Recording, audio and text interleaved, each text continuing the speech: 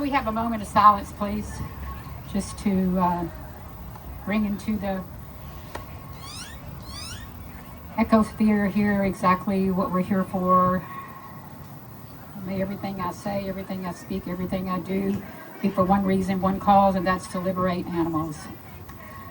All right, so I am the founder and executive director of Rowdy Girl Sanctuary, and I used to be a cattle rancher along with my husband Tommy, who is actually here.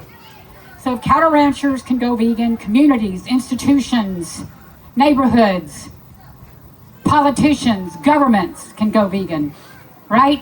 So it's time to wake up the world, because guys, I'm here to be the bearer of good news and bad news. We're not winning. In 2014, when I went vegan on Halloween Day, there was roughly, 70 billion animals or so being killed annually. Today, that number is at around 80 billion animals. Per year. 80 billion animals per year. So in 2014, it was roughly 70 billion per year, and today it's roughly 80. So why is that?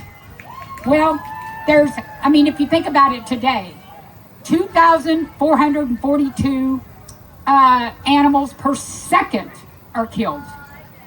146,000 animals per minute are killed right now as we speak.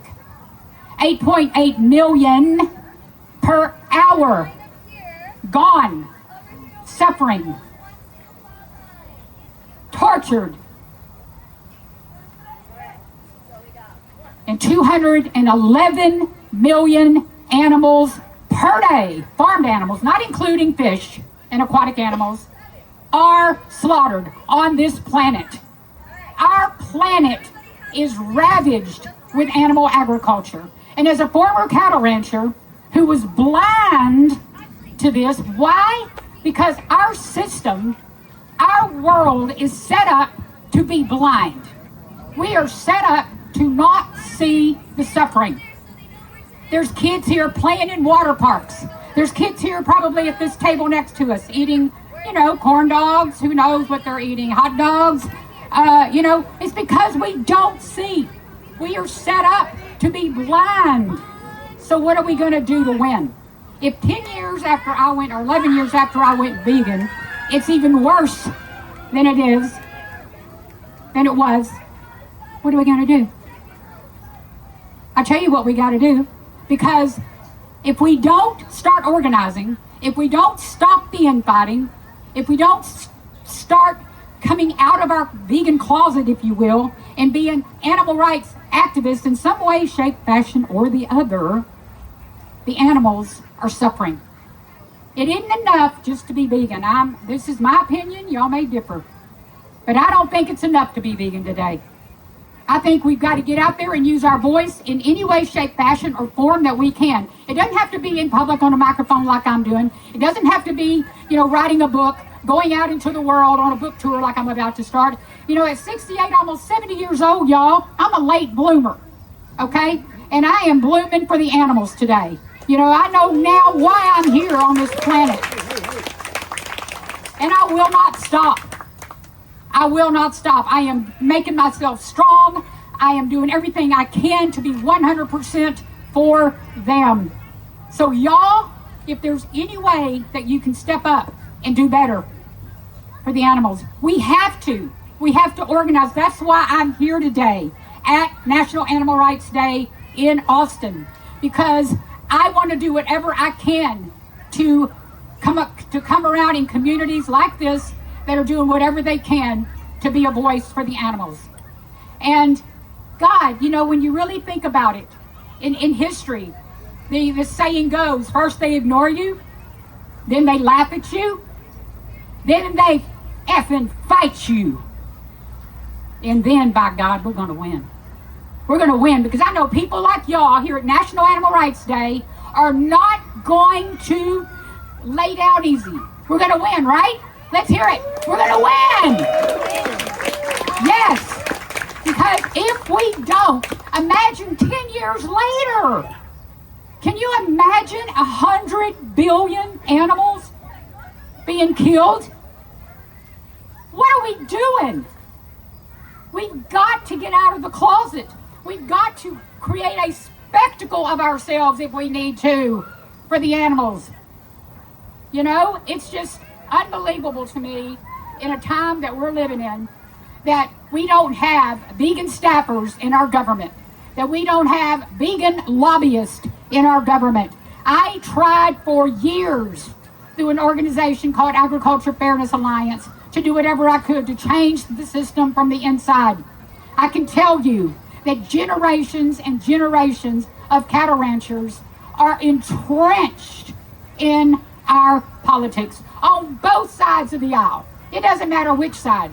They are both eating animals, promoting animal agriculture, killing animals, and trying to keep it completely silent and blind to us. And I just want to take a minute to, have a little hope, right? I loved what happened, what I heard about hope and what's going on at Richmond Farms. I see my friends here from Austin Sanctuary, from Central Texas Pig Rescue. And sanctuaries we shouldn't even have sanctuaries. Sanctuaries should not even exist. The world should be their sanctuary. Every animal and human has the basic right to live.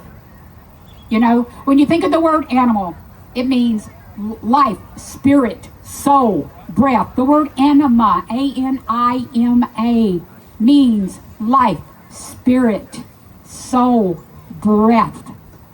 And yet, we have taken animals and just made them completely into shoes, lamps, whatever. And all of my friends here today from sanctuaries are doing everything they can. They're doing the hard work. It is hard work to have a sanctuary, especially those of us that are here today that are still standing, because sanctuaries come and they go. I have seen so many want to do this, want to rescue animals. I'm telling you here right now, if you want to do that, think again. It is a very hard life. If you don't have your own land, if you don't have a plan, if you don't have a lot of ability to fundraise and get out there and do this, don't be one of those sanctuaries that falls and loses, and then the animals go to who knows where. Just like you heard from Chris, we get calls every day, every single hour, emails coming through. It's horrible, that we can't take. We should not have to have sanctuaries.